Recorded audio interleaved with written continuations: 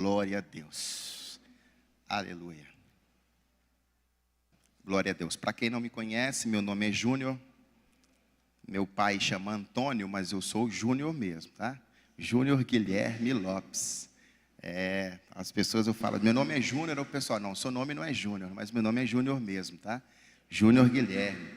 Glórias a Jesus. Vamos ler 1 Coríntios, capítulo 11. 1 Coríntios, capítulo 11. Hoje é ceia do Senhor. Gostaria de repetir as palavras do Mateus aqui, que com brilhantismo, glória a Deus, falou muita coisa linda aos nossos corações. E de fato, hoje é dia de reflexão. Hoje é dia que nós devemos aproximar do Senhor com um coração ainda mais quebrantado, não só pelo dia, pelo fato de ser a ceia do Senhor, mas pelo fato de haver necessidade de aproximarmos com esse coração de reflexão, né, com a mente voltada para o Senhor. 1 Coríntios 11, existem muitos textos para poder falar da ceia, mas esse aqui é quase um textuário para a ceia. Nós iremos começar a leitura a partir do verso 27, é onde nós faremos aqui as reflexões em nome de Jesus. Geralmente lemos do 23 até o 34, né? Mas eu quero ler com os irmãos a partir do verso 27. 1 Coríntios 11, 27. Glória a Deus. Olha o que diz a palavra do Senhor Jesus. Por isso, aquele que come o pão ou bebe o cálice do Senhor indignamente, será réu do corpo e do sangue do Senhor.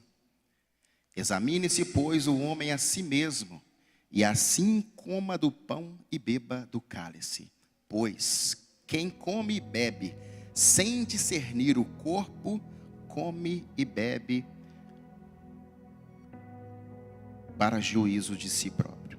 Eis a razão porque há entre vós muitos fracos e doentes, e não poucos que dormem.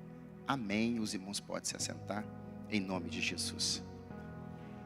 De modo bem particular, quando eu venho para a ceia, eu lembro da Santa Ceia, né? Eu lembro-me de muitas coisas, dentre elas, todas as profecias que são cumpridas em Jesus. Quando eu lembro desse tema, né? A ceia do Senhor, a Santa Ceia do Senhor, eu lembro-me também da nova aliança que Ele faz com o seu povo. Lembro-me daquela profecia lá de trás, né, que viria, né, o tal filho de Davi, do qual o seu trono é eterno. Lembro-me também que nós temos arrependimento no coração e nós temos perdão disponível, acessível para as nossas falhas, para os nossos erros, seja ele de caráter ou da personalidade.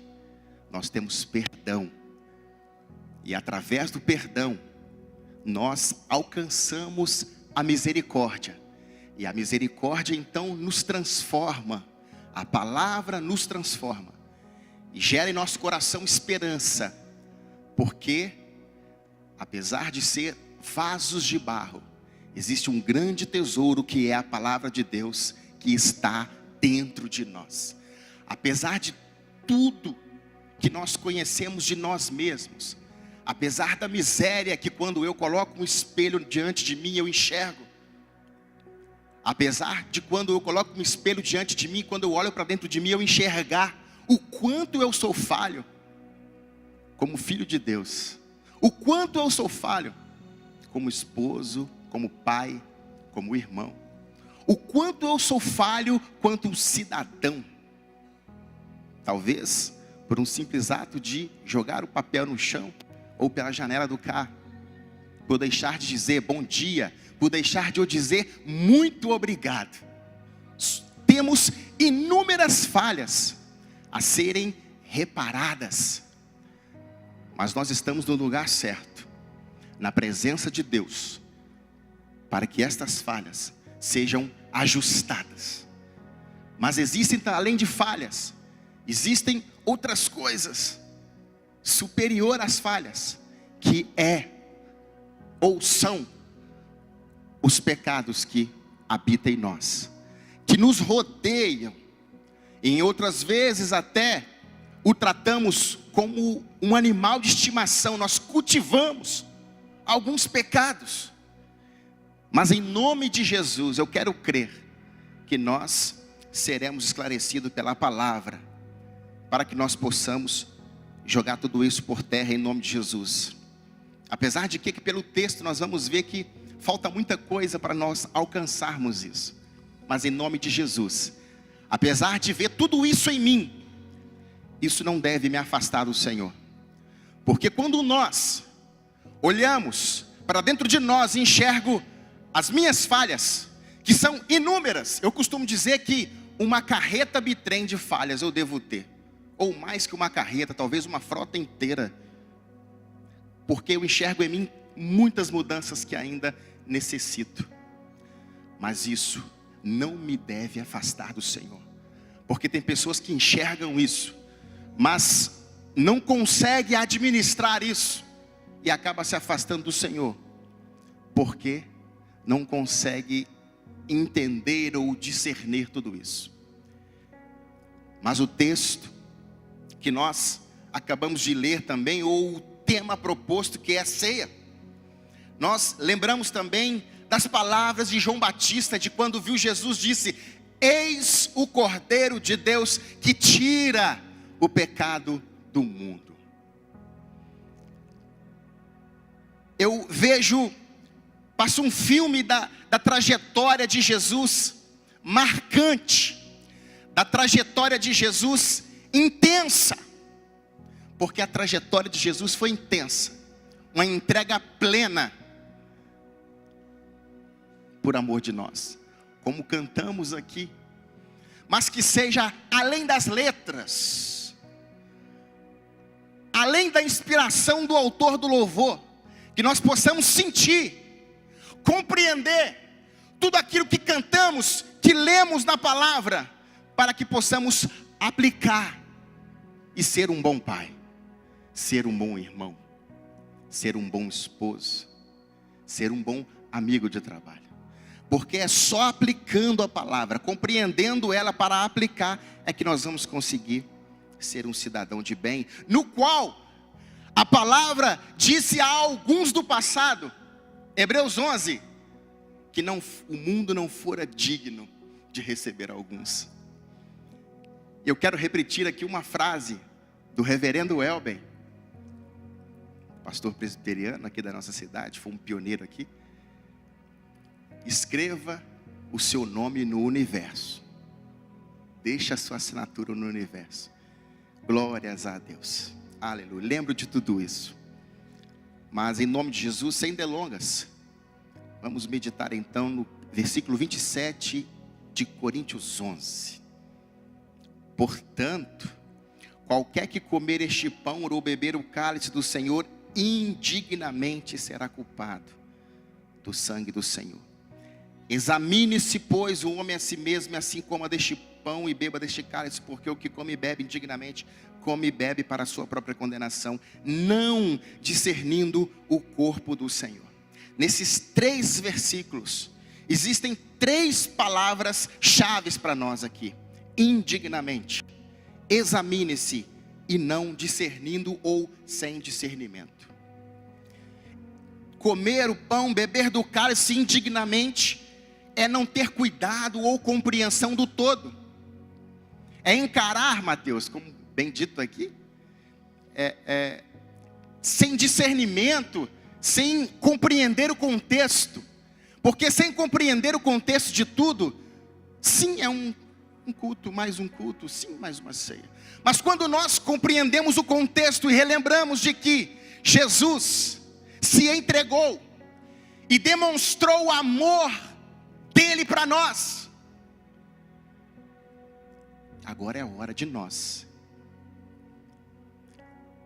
atender as expectativas de filhos amados e louvar de todo o coração. Não mais o Senhor precisa provar para nós que Ele nos ama, porque a trajetória, a vida dEle, a palavra dEle já nos diz tudo isso.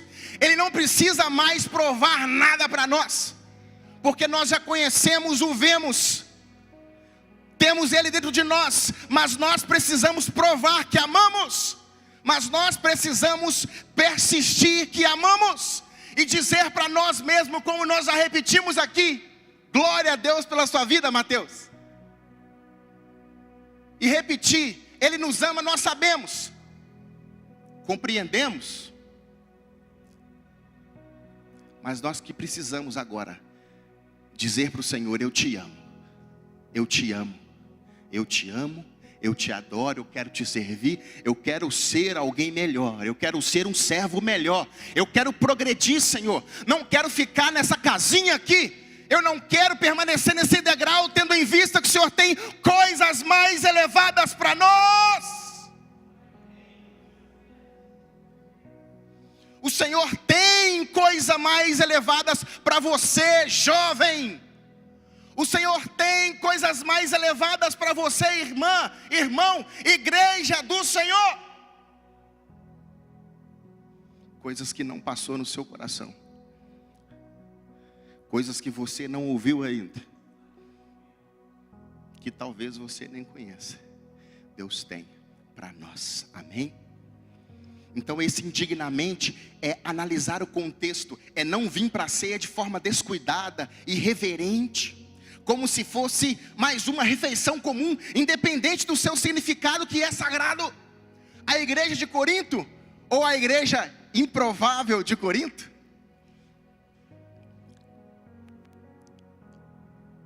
ela estava com dificuldade de compreender, de discernir isso.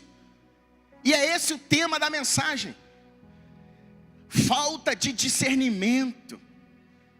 Falta de discernimento. Era o que a igreja de Corinto estava vivenciando, praticando ali no culto de ceia. E Paulo fala então, aquele que participar indignamente, vier de qualquer forma, ou de qualquer maneira, sem compreender, será culpado. E a outra palavrinha-chave, ele fala, examine-se, ou seja, certifique-se que você não está pecando contra o teu irmão.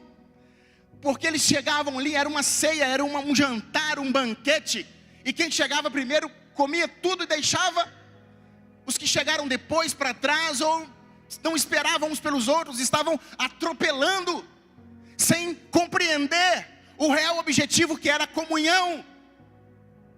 Comunhão.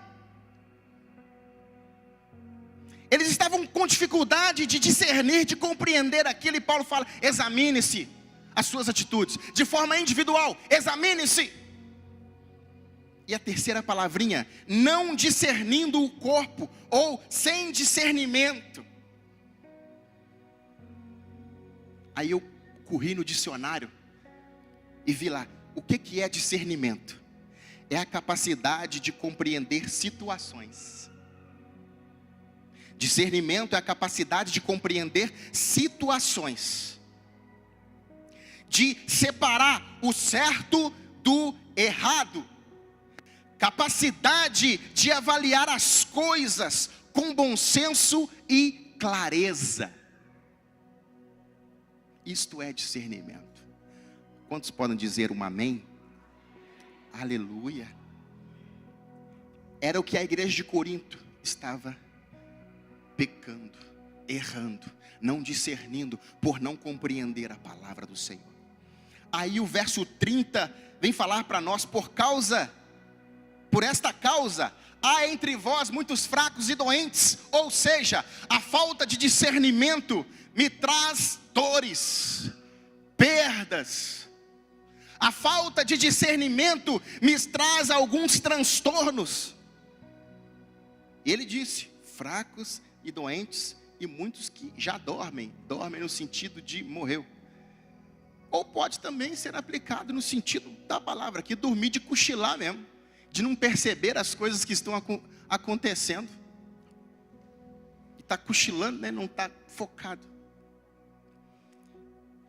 Por esta causa, pela falta do discernimento, de compreensão da palavra, nós estamos errando e por causa disso há algumas consequências entre nós. Há algumas consequências, há alguns fatos entre nós.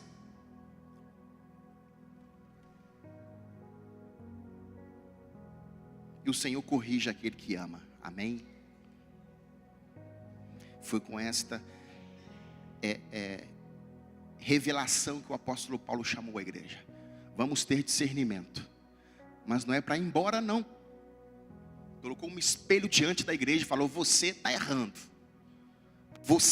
Nós estamos errando. Mas não vai embora, não. Porque um pai, quando corrige, ele traz para perto. Amém? Pensando nisso, eu vejo em Apocalipse 3:20, só quero citar Apocalipse 3:20, aleluia, que diz, uma das igrejas da Ásia: eis que estou à porta e bato, se alguém ouvir, abrir a porta, entrarei em sua casa e cearei com ele, e ele comigo. Eu vejo que o Senhor está do lado de fora da igreja. O Senhor está do lado de fora do nosso coração, batendo na porta, insistindo: Júnior, ei, Júnior, talvez está interfonando lá no portão do meu coração,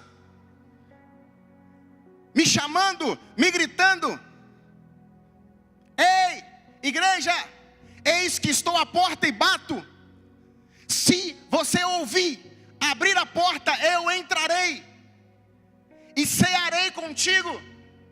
Momento de comunhão. Quem abre o coração tem comunhão com Deus, experimenta coisas maravilhosas com o Senhor.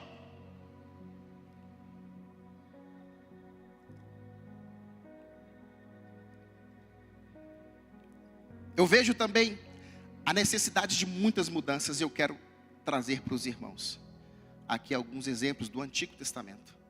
Lá em Gênesis, quando Adão e Eva não compreenderam e desobedeceram e comeram do fruto, não compreenderam, não discerniram, no melhor lugar do mundo, naquilo que Deus fez, com muito carinho e muito amor, e colocou a gente lá, nós ainda não compreendemos e erramos, falhamos.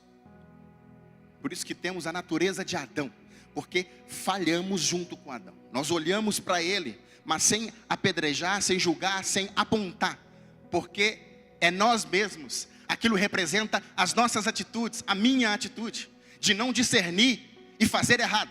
Mesmo quando eu já ouvi a palavra: não coma do fruto. Foi assim com Adão e Eva. Não compreenderam e acabaram em desobediência. Assim também Caim comete o homicídio com seu irmão, porque não compreendeu a oferta, não compreendeu a correção do Senhor, que agradou mais da do seu irmão. Mas não era para ele colocar os pés pelas mãos, era para chamar ele da próxima.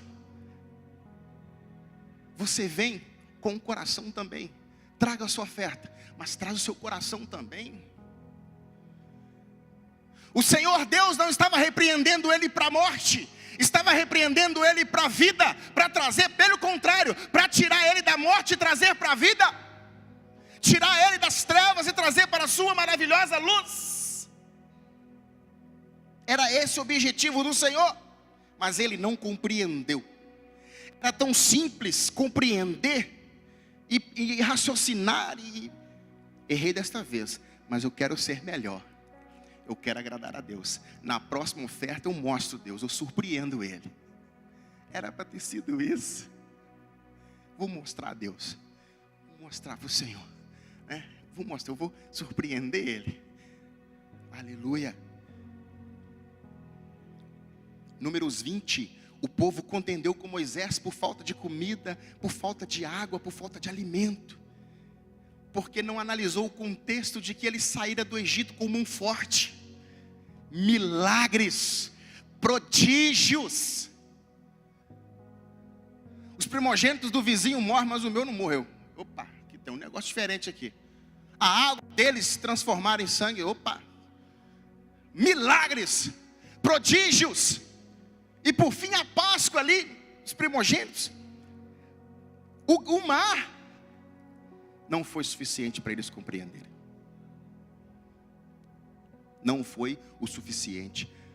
Há estudos que falam que dias depois daquele mar aberto, pastor Reinaldo, eles questionaram a Deus pelo alimento, questionaram a Deus pela água, desejaram voltar para o Egito, desejaram voltar para a escravidão, desejaram voltar para aquilo que Deus o havia libertado, por falta de compreensão, por falta de discernimento, porque o êxodo do Egito era a libertação deles, era para algo maior, mas o processo, eles não compreenderam o processo, eles não discerniram o processo. E é esse meu apelo, e é esta a minha oração nesta manhã, em nome de Jesus. Compreenda o processo, compreenda o processo. Imagine se Jesus tivesse abortado Pedro. Ele não tinha sido pastor na igreja de Jerusalém, ele não tinha, com um sermão, oh glória, muita gente se convertida. O amor é paciente. Por isso que o Senhor Jesus insiste com você, Maria, José, Mariana, Bruna. Por isso que você insiste com você, Cristiano. Por isso que Deus insiste com você, Rafaela. Por isso que o Senhor insiste com você, porque o amor é paciente e Ele tem uma visão futurista. Ele sabe do que você vai ser nas mãos dEle. Ele te mostra o hoje, Ele nos mostra hoje a falta de discernimento que nós temos, mas não é para dizer, é para ir embora, pelo contrário, vem para o meio, porque tem milagres para você no nome de Jesus.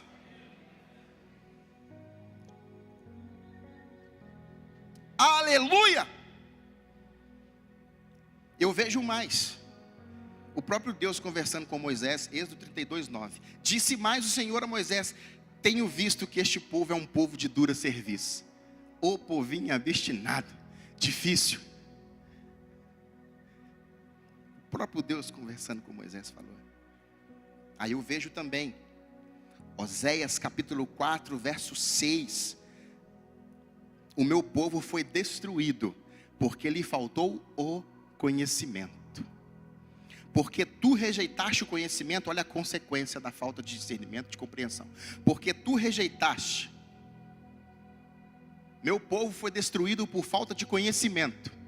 Uma vez que vocês rejeitaram o conhecimento, consequência é o verso 30 de 1 Coríntios 11, que fala lá que por causa disso há entre vós muitos fracos e doentes, pela falta de compreensão há fracos e doentes, muitos que dormem. Olha a consequência também no Antigo Testamento, uma vez que vocês rejeitaram o conhecimento, eu também os rejeitei como meus sacerdotes. Uma vez que vocês ignoraram a lei do seu Deus, eu também ignorarei seus filhos.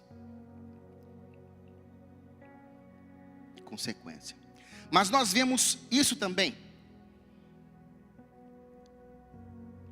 no Novo Testamento, além dos cativeiros, além de muitas dores, perdas que eles tiveram, além de ficar 40 anos rodeando assim, perto de Canaã e demoraram a entrar porque faltou compreensão, demoraram a experimentar algo extraordinário porque faltava compreensão, porque faltava discernimento. Quando tiveram discernimento, quando passou, muitos dormiram, entraram em Canaã e puderam então experimentar aquelas uvas, as bananas, aquelas frutas que aí sim uma carreta precisava carregar aquilo. Era extraordinário. Não experimentamos coisas maiores porque nós não compreendemos, porque nós não discernimos. Em nome de Jesus, o Senhor nos chama hoje para um caminho de discernimento, de compreensão, para que possamos experimentar algo maior e melhor. No Novo Testamento, Pedro não entendeu a entrega voluntária de Jesus aos soldados dos sumos sacerdotes. Arranca a espada e corta a orelha. Pedro não entendeu que era como uma ovelha muda que Jesus havia de sofrer. Pedro não entendeu, não compreendeu isso. Os discípulos, no momento quando Jesus havia morrido ali, primeiro, segundo, terceiro dia, eles já estavam voltando para os seus afazeres, 2 deles no caminho de Emaús, e chega um homem, era Jesus, mas não puderam compreender, não ouviram, e começa a conversar com eles. O que aconteceu? O que está acontecendo aí? E dialoga com eles. 60 estádios era Emaús de Jerusalém, e o Senhor caminhou com eles boa parte do dia, e eles não enxergaram que era Jesus ressurreto, não compreenderam que era Jesus ressurreto, mesmo Jesus falando da palavra com eles. No final do dia, ou no final da jornada, no partir do pão, as cortinas foram abertas, eles puderam ver, e logo em seguida Jesus desapareceu. Então eles dialogaram: não ardia em nossos corações? Eu senti, mas não vi. Nós estávamos sentindo, mas não estávamos vendo o Senhor. Era Ele, glória a Deus. Pelo caminho não compreenderam Jesus. Pelo caminho não compreenderam Jesus. Que nós possamos compreender o Senhor, discernir o Senhor em nossas vidas. Aleluia. Os discípulos duvidaram. Os discípulos duvidaram. Aleluia. Os discípulos duvidaram das irmãs Maria Madalena, Maria, Joana e outras mais ali. Chegaram falando, dizendo: Jesus já ressuscitou. Aí os discípulos: não, que é isso? Ressuscitou nada? A gente fala de Tomé, né, que precisou de ver para quê? Pedro também precisou de ver para crer. E imediatamente Pedro, Lucas 24, Pedro, não acreditando nas irmãs, não lembrou, não discerniu a profecia, porque já havia profecia que no terceiro dia ele voltaria com vida, ressurreto. Foi lá no templo correndo, foi lá no sepulcro correndo, chegou lá, só viu os lençóis, as ataduras no chão. Aí ele creu. A gente fala de Tomé, Pedro também teve que ir pessoalmente para ver para crer. Parece que diante dos fatos, a nossa fé, ela é destronada. Parece que diante dos fatos da morte, que é algo que nós não temos controle, parece que quando existe algo ao nosso entorno ou dentro de nós, que é uma situação sem controle, ou nós estamos vulneráveis àquilo, a nossa fé é destronada. Mas só parece. Mas só parece. Paulo entrou em divergência com Barnabé acerca de João Marcos, vai ou não para viajar com nós, e muitas coisas poderíamos dizer aqui, acerca da circuncisão, acerca de muitas coisas, muita falta de discernimento, muita falta de compreensão. Mas quando olhamos para essa nuvem de testemunhos no qual aqui mencionei, já concluindo, nós os crucificamos. Nossa, como foi aquele povinho, como foi aquele povinho, com um tom pejorativo, né? Como foi aquele povinho no Egito, hein? Milagres diz ainda, né? Nossa, como foram os discípulos que tiveram capacidade de negar Jesus, mesmo depois de ter aproveitado, experimentado aqueles grandes milagres, depois daquela multiplicação de pães e peixes. Então, depois dos milagres, não, como eles puderam negar, mesmo vivenciando, participando no dia a dia, vendo o milagre, conhecendo as Escrituras e conhecendo o poder de Deus? Como eles puderam ainda negar? Como eles puderam? Nós olhamos para essa nuvem de testemunha e os crucificamos, e os apedrejamos. Mas eu quero dizer que hoje é ceia. E no verso 28 fala que devemos olhar para nós mesmos, examinar a nós mesmos. Está aí um outro problema que temos, de avaliar o irmão e esquecer de olhar para dentro de nós mesmos. Quando nós olhamos para eles, crucificamos e apedrejamos. Mas é dia e momento de olhar para nós. Porque essas atitudes, 1 Coríntios 10, são como figuras. E estas são as nossas próprias atitudes. E isso é um reflexo do que nós somos. Isso é um reflexo do que nós somos. Por isso que nós não podemos julgar ninguém, apedrejar ninguém. Porque isto é um reflexo do ser humano. E eu sou ser humano. Filipenses capítulo 1, verso 6. O apóstolo Paulo, na primeira igreja da Europa, Filipos, o apóstolo Paulo, ele fala umas coisas para a igreja extraordinárias, e diz assim, verso 6, vamos ler naquela versão, estou convencido, estar convencido é apoiar em bases pessoais, eu estou convencido ao seu respeito, de que você é um servo do Senhor, de que você é uma santa mulher de Deus. Eu estou convencido, era uma convicção pessoal do apóstolo, eu estou convencido de que aquele que começou a boa obra, eu estou convencido de que o Espírito Santo que começou uma boa obra em vós, sendo ele o fundador da igreja, ele poderia dizer, estou convencido que a partir de quando eu comecei a pregar aqui, as coisas mudaram na sua vida. Mas não é nós, não é sobre nós, é sobre bases concretas. É sobre bases concretas. É sobre a pedra rejeitada. É sobre a pedra angular. Aquele que começou a boa obra em vocês alimenta a minha esperança. E eu entendo porque nós somos assim, falhos, sem compreensão e sem discernimento. Porque a obra, muitos aqui já construíram, né? Você termina a obra, aí você percebe que demora a terminar, né? Aí você termina. Quando você termina, está na hora de voltar retocando lá atrás. Ou seja, obra é algo que não inacabado. Mas, até vai completá-la até o dia do Senhor Jesus Cristo. Ele está se referindo à obra das obras. Ele está se referindo não a essa primeira transformação que tivemos, porque essa primeira transformação ela oscila. Essa primeira transformação nega, essa primeira transformação oscila, tem a fé dúbia. Essa primeira transformação, diante dos fatos, a fé some. Mas a segunda transformação não. Até o dia do Senhor não. Obra das obras, Ele há de completar as obras das obras. Até que alcancemos a compreensão de Paulo, para dizer e afirmar, não vivo mais eu. Até que alcancemos a compreensão de Pedro, eu não sou digno de morrer igual ao meu mestre, vira minha cruz de cabeça para baixo aí. Até que alcancemos a compreensão dos discípulos, de morrer por Cristo, mas eu não me entrego mais. Eu não nego mais, já neguei sim, mas eu não nego mais, até atingirmos esta compreensão, esse discernimento. É bom parecer com os discípulos, é bom imitar a fé deles. O próprio apóstolo Paulo fala aí em Filipenses, sei de meus imitadores como eu sou de Cristo. Mas não é isso o contexto que o texto, verso 6 está dizendo. Não é parecer com os discípulos, pelo contrário, não se refere a parecer com eles. A libertação total é o dia de Cristo, é a segunda vinda, é o fim glorioso do processo de redenção. É a libertação efetiva. Aí eu volto em 1 Coríntios 11, 26. Porque todas as vezes que comerdes este pão e beberdes este cálice, anunciais a morte do Senhor até que Ele venha. Esse dia deve ser esperado, meu irmão. Esse dia deve ser esperado, Maranata. Esse dia deve ser esperado, porque ali nós teremos a libertação completa. O Senhor começou a boa obra e há de completar na vinda dEle, onde nosso corpo será transformado e não mais haverá choro nem ranger de dente. Não vamos mais sentir essas coisas. Não vamos mais decepcionar com nós mesmos.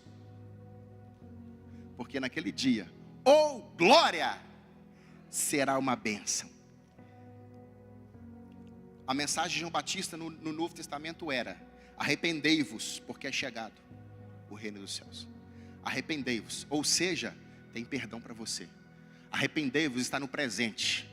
Arrependei-vos está no presente, ou seja, há perdão para todo pecado. Há perdão para todo pecado. Arrependei-vos, porque Ele tem perdão para nós. Ele tem perdão para você. Se coloca de pé em nome de Jesus. A minha oração é que o Senhor nosso Deus nos conceda compreensão, entendimento, discernimento. Porque talvez hoje eu não consigo discernir e erro muitas vezes, repetidas vezes. Mas naquele dia, para aqueles que esperarem, para aqueles que perseverarem, aleluia, em nome de Jesus teremos a transformação completa. E hoje é dia de ceia, é dia de olharmos para dentro de nós e buscar de Deus o discernimento, para que possamos compreender que a ceia do Senhor é algo extraordinário. Na última ceia, pastor Odeir, inclusive já pode caminhar para cá, pastor, para poder ministrar aqui, falou da ceia, de que E falou aqui inúmeros milagres através da ceia que a igreja já vivenciou. Muitos milagres. E eu creio, irmãos, nesses milagres. Eu creio no nome de Jesus. Amém? Minha oração é que nós tenhamos discernimento. Em nome de Jesus, que o Espírito Santo nos conceda mais discernimento, em porções dobradas, porque ainda temos pouco discernimento. Temos discernimento, mas pouco. Mas em nome de Jesus, o Senhor certamente nos dará, para a glória de Deus Pai. Amém. Eu agradeço aqui a minha rica oportunidade. Amém. Deus possa abençoar sua vida, igreja. Você que está em casa, que Deus derrame aí sobre sua vida também, em nome de Jesus.